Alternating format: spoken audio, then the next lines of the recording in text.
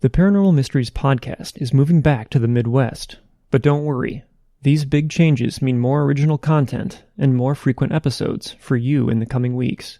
So as we finish setting up computers and untangling the audio cables in our new studio, here are 11 new listener stories to keep you on the edge of your seat.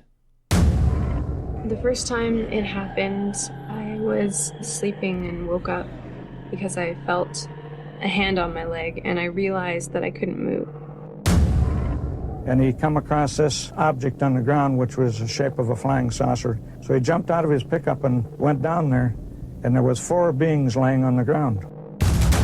When I raised my head back up, I was turning my head, and out of my peripheral vision I seen something hop to a tree. And it was tall, about 7-8 foot tall, and it was black, real hairy, like a gorilla.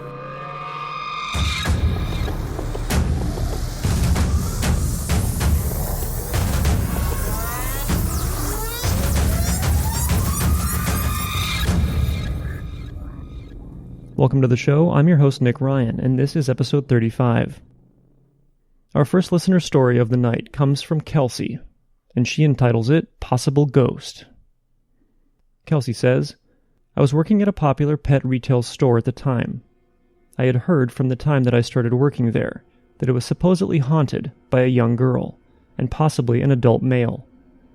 The men who often cleaned our floors would tell us about things they would hear and see after closing time, such as a little girl laughing in the break room, but no one being in there, or catching a glimpse of a girl in a white dress running to the back of the store when we were closed.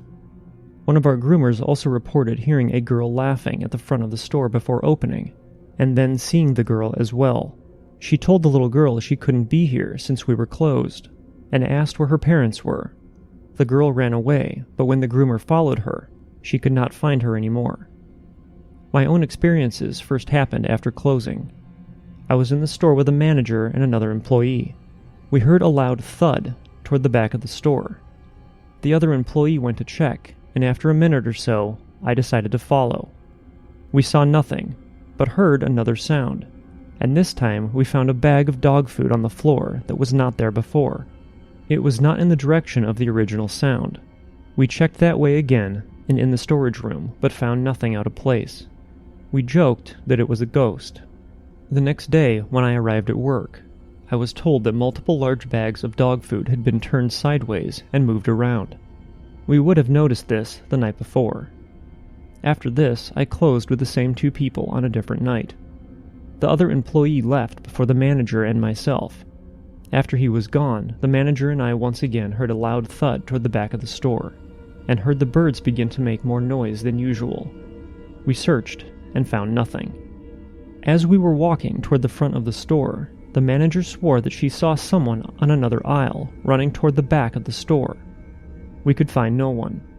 We were both extremely shaken. From then on, the manager and I, who are both open to the belief of spirits, would hear someone call out to us or someone else after closing. The manager heard her name one night, but I heard nothing.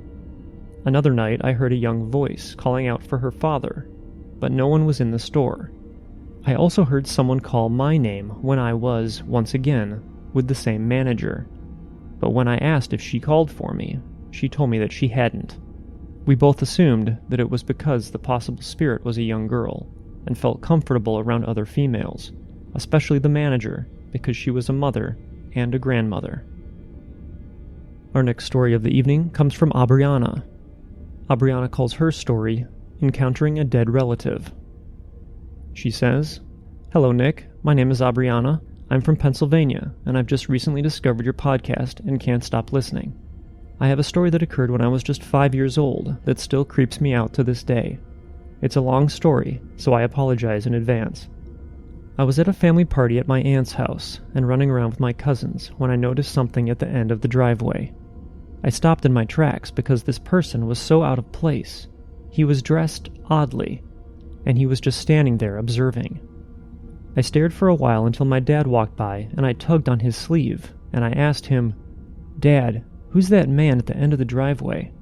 He looked at me confused and said, Who are you talking about? I pointed to the man and said, The man right there. The one with the suit on and that long hat. It was a top hat. He has that really huge beard." My dad's face turned white. He looked at me and said, "There's no one there, don't worry about it." And then he sent me on my way to continue playing. It wasn't until I was in my teens that I heard what happened after this.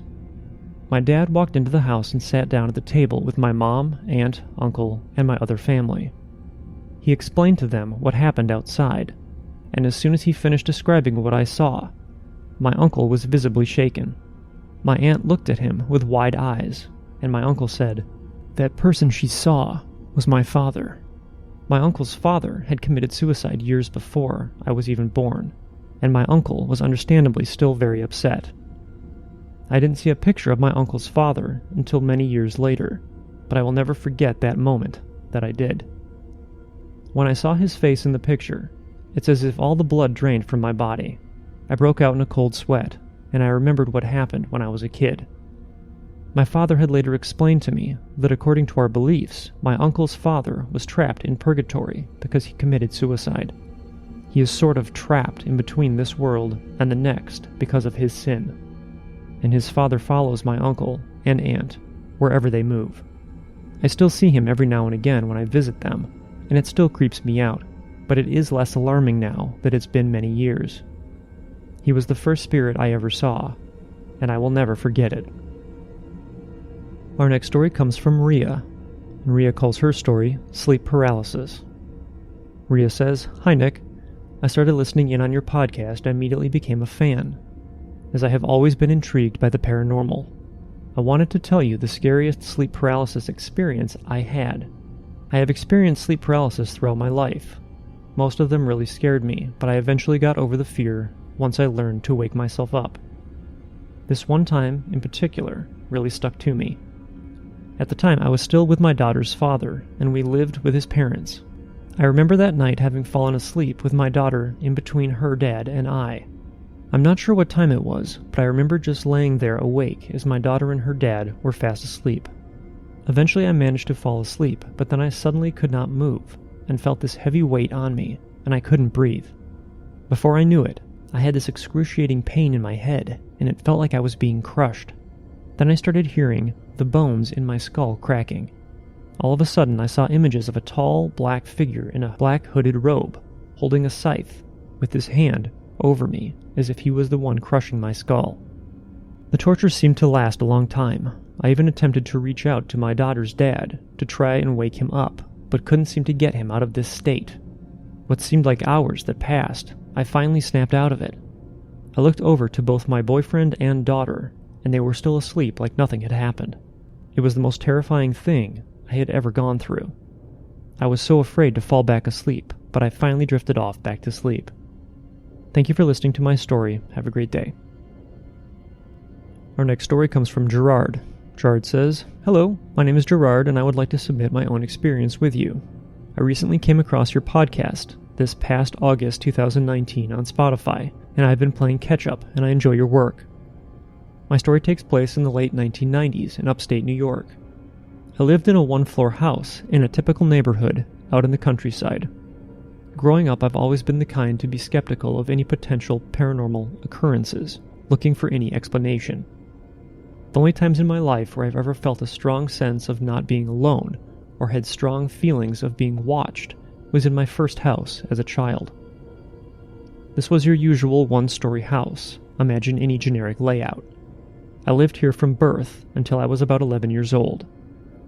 While living here, I had this natural fear of something beyond my reach, beyond my conception and perception. Something was there in the corners of the rooms, whether it was night or a sunny day. Like any child, I would ramble on about different topics and things including fears and what would scare me. Given this, my parents made attempts, as so many of ours did, to screen any movies or media that would depict horror. It wasn't until my early teens that I would consume paranormal media. I believe this to have given me a reasonably clean slate of not having too much external influence on my impressionable young mind.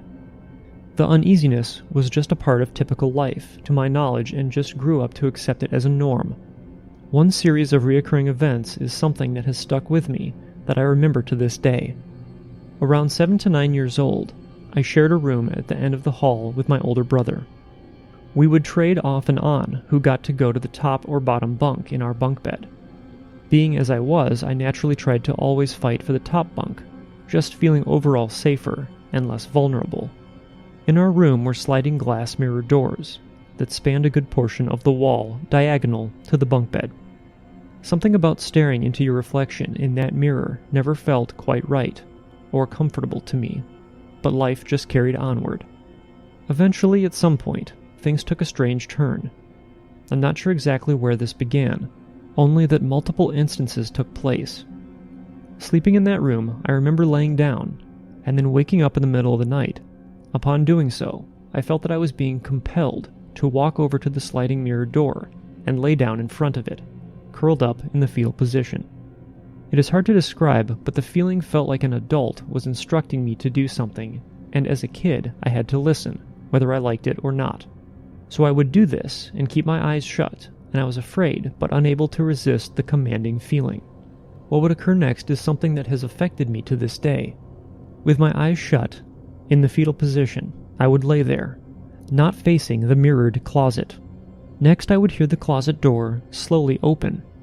Then, without a further sound, I would feel weightlessness. In this motion, it would feel like I was being cradled and rocked back and forth slowly. Eyes still shut, I would attempt to try and sleep, but generally could not, out of fear. Eventually, I would be back on the ground, and with my eyes mostly shut, would find my way back to either the top or bottom bunk in the darkness. This would continue to happen, on and off. One night, I remember the usual happening. I woke up, climbed down the ladder of the bunk bed, and went into my usual position. Soon enough, the cradling feeling began, but this time, I had enough curiosity to open my eyes. Ever so slightly, I did open them to small slits. It took a moment for my eyes to intake the darkness and moonlight coming through our window. I was facing toward the bunk bed while being rocked. I saw my brother sleeping in the bottom bunk. I looked down toward the right to see if I could view the arm of who was holding me. It was a solid black arm, with a hazy, misty aura on the edges.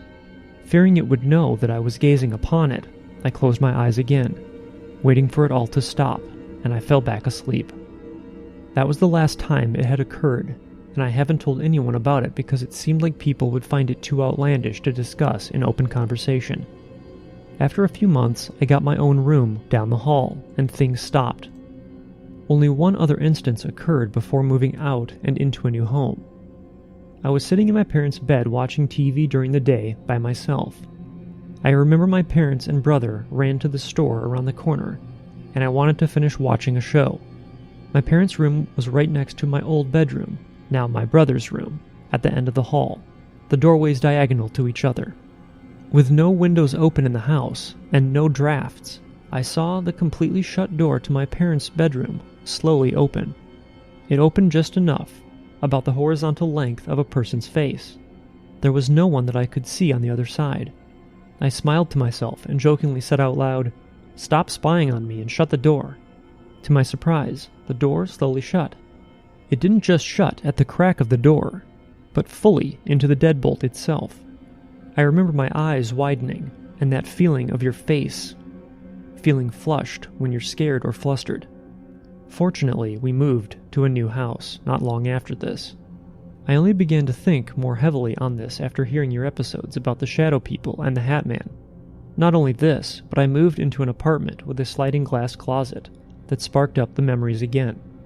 I then began to realize that all my life, I always have had the same specific fear in any place I've lived. I worry about being watched, and hate walking into dark rooms, even to turn on a light, for fear of seeing a dark shadowy silhouette out of a corner. Thinking back to that house, I cannot say for sure what happened, but can only speculate. I ask myself, was the house haunted? Could it have been a friendly spirit cradling a child, or a malevolent being seeking to do some kind of harm? Maybe it was one of my parents, routinely rocking me to sleep, although with me being a light sleeper, I doubt this. Perhaps the occurrence was a reoccurring nightmare, set in a child's young mind, but it sure felt real. I am interested in anyone's thoughts, or if they've had a similar experience to mine. Our next story comes from Brady. Brady calls his UFO. He says, "Hello there, I'm Brady, and I have an encounter that's quite similar to yours back in 2015 in Scranton, Pennsylvania. I was coming home from a cookout with my dad. I was 11 at the time, and we were coming back from Wilkes-Barre, going back to Scranton down 81. I noticed this lonely star in the sky that was rather bright. It was not moving, so I just assumed it was a star. I pointed at it, asking my dad, "Hey, is that the North Star?" since it was super bright. As if on cue, the bloody thing started to move slowly on a horizontal path. It then pulsed and began to go into zigzag patterns. It then shot up into the sky. My dad and I just didn't talk about it until about 2 days later. My dad remembers it being blue, while I remember it being a bright white. After this encounter, I developed a fear called casus dastrophobia, or the irrational fear of the night sky. I have had a few other encounters with these fake stars, as I like to call them. My family has also seen dozens of these. Another experience I had was a small one, but it sent me into a depression. I saw a star in the sky, and I just knew what was about to happen. The star began to twirl around, and then it shot up into the sky and disappeared.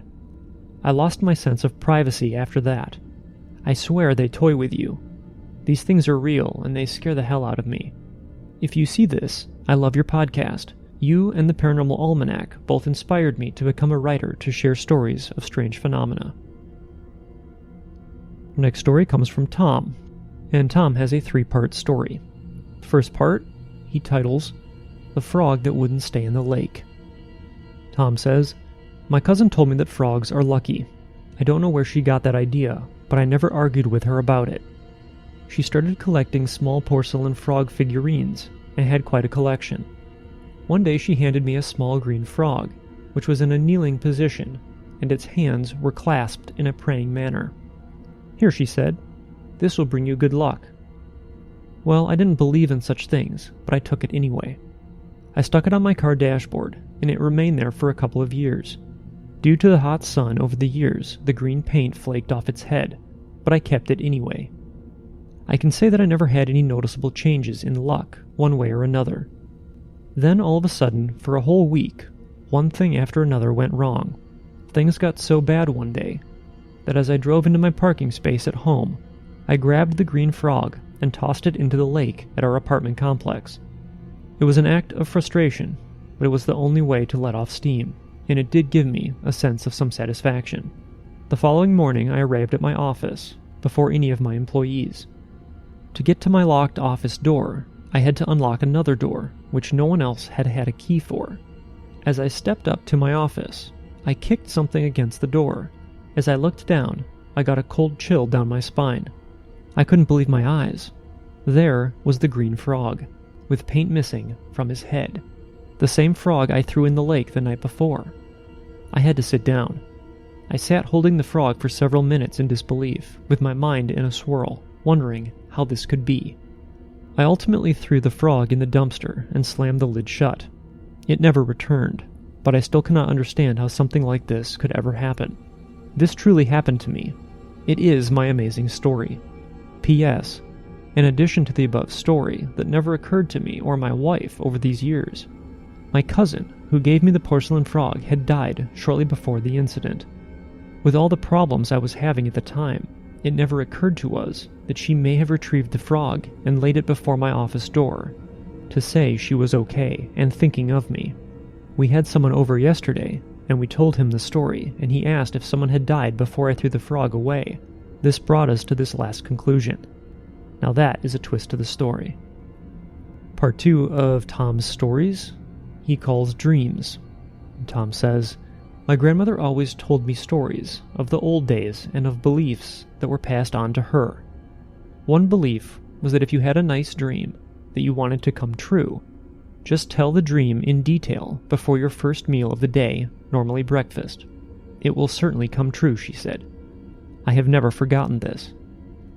When I was 14 years old, I lived out in the country in an old farmhouse, and this is where my first experience occurred. I had a vivid dream that a horse came down the road, moving from right to left, as I was looking at the road from my old front porch. I remember the color and markings of the horse very well. The moment I awoke, I ran to my mom and told her about my dream.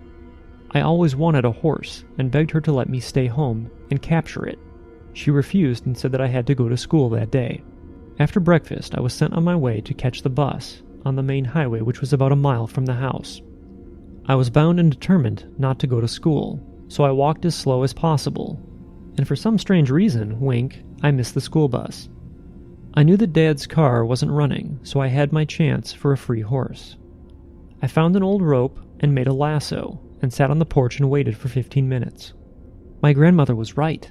That same horse in my dream came by, heading in the same direction. Before I could go out to capture the animal, my father stopped me. "Never mess with a wild horse, son. You know that my dad was thrown from one and died." Too bad, but my grandmother was right. Tom's third story of the night is called My Ghost, and Tom says, "In the 70s, my wife worked days, and I worked nights. One early morning, I awoke without opening my eyes. I could hear my wife moving about in the next room. I found that I was laying on my back with my hands on my chest. Without panic, I realized that I was also completely paralyzed and could not even open my eyelids. I tried to move my foot, even to make a sound to shake me out of this condition. Nothing worked. I hoped that my wife would brush against the bed and release me from this strange condition. I was fully alert but trapped in this paralyzed body. Still not panicking and finding this condition interesting, I tried another method to get me out of this. I thought that if I could stretch my arms out wide, this would help. Then, for some reason, I thought and felt that I really did move my physical arms. Then my eyes opened to see that for a split second, my physical hands were still on my chest, and at the same time, I saw my spirit hands slide into my physical hands, like putting on gloves. Sincerely, Tom." Our next story comes from Jennifer. Jennifer says, "My name is Jennifer, and I live in the Los Angeles area. Earlier today, I listened to one of your older episodes on the Queen Mary in Long Beach, California.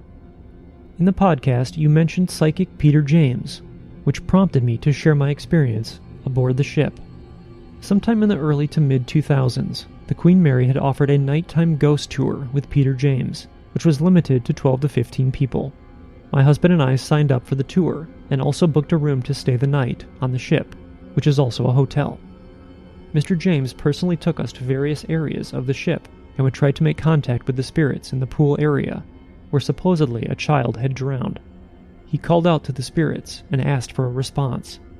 I, along with the other people on the tour, heard a mumbled child's voice, but could not make out what it was saying.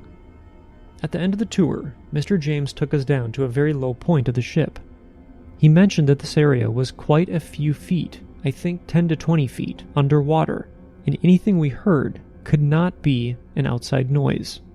This was definitely not part of the normal ghost tour of the ship, because the area was dimly lit and there was some broken glass on the narrow stairway, which led to a storage area. He called out to the spirits and asked for a response. We heard various pings on the metal, and one person in our group felt something touch them. Although I did not experience this, some people on the tour felt cold points in the room we were in. At no point did I feel any sort of evil presence. I was intrigued yet skeptical, as what if all these interactions were staged? It was hard for me to truly believe they were true. After the tour, Mr. James graciously invited the group to join him in the hotel lounge for a nightcap. We told him that we were staying in the hotel for the night, and he asked which floor. When we told him, he said that there was a lot of activity there. It was difficult for me to sleep because I was nervous about our tour experiences, even though I was skeptical. I recall that I was awoken twice during the night. The first time I felt something brush against my foot as it hung off the bed. I thought my husband hit it as he was walking to the bathroom, but I looked over and he was asleep next to me. A little later I felt something touch my foot again, but this time it felt like very light fingertip touches, maybe 4 to 5 touches before I realized what was happening, and I jumped up. Again, at no time did I feel like there was a malevolent force. I would say it was more playful, like a child playing. One last thing to note. I took pictures with a film camera, not digital, throughout the tour to try to catch some orbs or other activity. The strange thing was that when I had the pictures developed, the ones I took in the pool area were completely blank. There was nothing on the film. The pictures I took before and after the pool came out, so I know there was nothing wrong with my camera. Also, the picture we took right outside the pool area had a strange white blur above our heads. Thank you for reading my story and providing a forum where people feel comfortable opening up about their experiences. Jennifer. Our next story comes from Chris. Chris says, "Hi Nick, I wanted to share a story with you that happened to me. It concerns a vivid dream I had and how the deceased individual I saw in the dream contacted me the next day after I woke. This happened about 4 years ago. I had a very vivid dream about someone I had never met and knew very little about. There have been times in my life where deceased relatives and friends would visit me in my dreams to bring comfort or send a message for myself or someone else. But this dream was totally different, and I am still at a loss as to its full meaning. In the dream, I was one of 4 people carrying a stretcher with a dead man on it. I recognized the man's face, but I knew nothing about him other than his name, Thomas Merton. Thomas Merton was a Trappist monk and was born in France, but lived in a monastery in Kentucky. He wrote extensively and became something of an icon in the 60s peace movement. Though I recognized the man we were carrying on the stretcher, I knew nothing about his background, and I had never read a word he wrote. The setting of the dream looked like a monastery. We carried Thomas Merton's body into a small chapel and placed him on a stone slab in the middle of the room. His body lay still. He was dressed in nothing but a pair of boxer shorts, or underwear, which I thought was odd. As I looked at him, I stretched out my hand and I touched his wrist. All of a sudden, I could feel his pulse. He was alive. I looked at the other pallbearers in disbelief, but they vanished. All of a sudden, he opened his eyes and turned his head and looked at me. He slowly sat up and looked into my eyes with a very intense expression. Sitting on the edge of the stone slab, he reached out his hand and put it behind my neck. He slowly pulled my head toward his, and our foreheads touched. He held his forehead to mine for what seemed like a long time. After a while, the scene changed, and I saw him fully dressed in his religious habit and looking out the monastery window over rolling hills. It was then that I woke up. The next day, I could recount every detail of this dream, and it gave me a lot to think about. I was perplexed. Why would I dream about this monk, with whom I had no connection? I decided I would do some research, and I looked him up. The first thing that caught my eye was that his birthday was the exact same day that I had had the dream, January 31st, and then I read about the circumstances of his death. He was attending a conference in Thailand where he was speaking, and he was found dead in his room. Apparently he had been preparing to take a bath, and he came in contact with a faulty electric fan. His body was found lying next to the bath, with the electric fan across his chest, and the only thing he was wearing when they found him were shorts. I was shocked that he had been found wearing the same thing I had seen in my dream when I saw his lifeless body on the stone slab. But what confirmed everything for me happened later in the day when I returned to my bedroom and I stepped into our walk-in closet.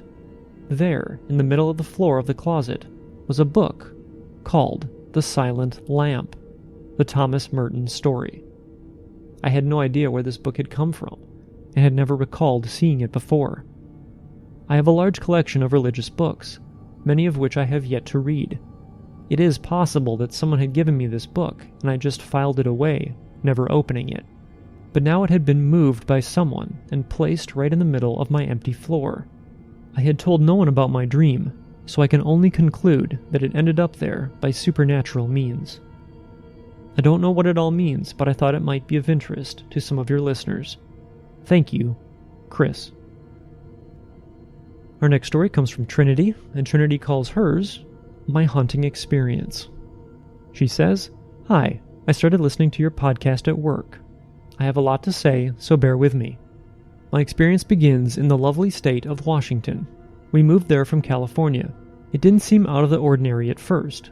It was a nice house, 2 stories. My sister and I shared a room. It even had a nice little side room, kind of like a closet, but with more space, and it was under the slant of the roof. We found things in the wall there. I remember finding a really nice, pure gold pocket watch, but the activity in the house started slowly. The first time I experienced it, I was on my bunk bed. I was 12 at the time. The cable box fell from the top of the TV. I was alone in my room. No movement to cause it to fall off, but it fell with a bang. I brushed it off as gravity, and tried not to dwell on it. Sometime later, I had my nice blue flip phone. I loved the thing. It was my first phone. I was recording a music video from my TV. My sister and I were alone in the room, dead silent because she knew I'd be annoyed if I had to re-record it. I managed to record the whole music video, and I was so excited to watch it anytime I could. I decided to play it back right then and there. We eagerly pressed play. It started normal. Then halfway through, we heard a girl's voice. We both froze. We were the only young girls in the house, and we had been quiet the whole time. She was moaning in pain. I very specifically heard her say, "Oh, my back," and we were terrified. I deleted the video immediately and threw out the phone. I never touched it again. I'm getting goosebumps just thinking about how pained her voice was. But a sad girl wasn't the only ghost in the house. There was at least one more spirit that was not so happy with us. I don't think it was evil, but it surely wasn't a good ghost, if you can call them that. One time, it was the middle of the night. I was the only one awake. I had to go to the bathroom, which was just at the bottom of the stairs. Not a soul in the house was awake. I remember the piercing silence. What happened next, nobody believed me about. I headed down the stairs. About midway down, there was a yell in my ear. It was the ear closest to the wall. Nothing was on the other side, just the bathroom. It was a tough-sounding voice, deep and angry. It yelled, "Boo!" I remember my heart falling to the floor. I had never been so terrified in my life. I rushed into the bathroom and shut the door. I leaned against it, in case the ghost tried to get me. Nobody believed me. Why would a ghost yell boo? The voice haunts me to this day. My sister and her husband also lived in the house with their infant son, my nephew. He was less than a year old. He was in his room napping. My sister left the door open and went about her day. Nobody went upstairs. She went up to get him later, only to find the door shut and locked. Everyone in the house knew not to lock the door. He's just a baby and can't get out on his own, and we didn't have a key. It took a lot of pushing and screwdrivers to get the door open. My mother has also gotten locked in before. We removed the locks after that. I'm sure this was also the same ghost from the stairs. My sister is a skeptic. She didn't believe in ghosts. She believed then. She was also witness to what her and her husband saw on the stairs. My brother-in-law was walking up the stairs, my sister right behind. She watched as his foot was very visibly pulled out from under him, causing them both to nearly fall down. We moved soon after. At my best friend's house in Washington, she always told me it was haunted. I didn't believe her. I didn't want to believe in ghosts or spirits, despite my own encounters. But one day we were both in the bath. We were bored and wanted to swim, but it was too cold, so we put on bathing suits and filled up her tub. Nobody else was home, so we figured why not? We got in and shut the curtains. It was all fun and games until we saw it. We both saw a hand push against the white curtains of the shower. A single silhouetted hand bigger than ours. We panicked, and I yanked open the curtain really quick, in case it was her family home early, playing a prank. Nobody was there. We got out and never spoke of it again. I didn't have many experiences from then on. That was until we moved to Michigan. I'm now 21. It began in my old apartment 2 years ago. My friends and I had a really nice sectional couch. It had a nice view down the hall, where our rooms were on one side, a bathroom straight down the hall, and a small storage room at the back right. They'd be at work in the afternoon. I worked nights. All the time, I'd catch a shadow running from the storage room across the hall to the boys' room. It scared me every time, but I tried to play it down as my imagination. I love horror shows, stories, and movies. I always saw it from the corner of my eye, just that single figure running across the 2 feet of the hallway. I live in a different house now. Sorry for loading this all into one story. I just have so much to tell. Nobody listens to me when I try to explain. This house, I believe, is only mildly haunted. Nothing malevolent, just creepy girls. 2 or 3 of them. My brother and I always hear footsteps down the hall in the kitchen. He hears the cupboards at night when everyone is asleep. I hear footsteps in the morning after work, before the kids get up for school. One day it went further than that. This was last year, I believe. I was taking a nap before work. I generally work at 11 or 12 p.m. I help raise my nieces and nephew in the day, so I enjoy my naps. I had my light off and my door locked. I have my own room. I awoke a while later to my sister's face leaning over me. I can still see the features of her face, the silhouette of her. I remember being half asleep, saying, "What the hell are you doing in here?" while laughing. She never played pranks like this on me, but I laughed anyway. I turned on my phone flashlight and I nearly screamed when I saw that nobody was there. I ran to the door, flipped the light on, and tried to run out. The terror escalated when I realized my door was locked. All this happened within a matter of seconds. I was so afraid. I left the room and couldn't sleep. A few weeks later, I was laying in my room. It was dark enough. My curtains never let through any shadows. So imagine my surprise when I saw two figures against the wall. One was taller, around the height of the figure who stood over me. The second was smaller, maybe a foot or two shorter. 4 feet tall is my guess. It was quick. I saw their darker silhouette against the wall. My heart nearly broke through my chest yet again. I blinked a few times and they were gone. I talk to them sometimes. They keep their distance now. I rarely see them. Mostly I hear the feet. I try to keep our contact friendly. I don't want it to change. I have one last experience to share with you. This is my most distinct one. It happened maybe a month or two ago.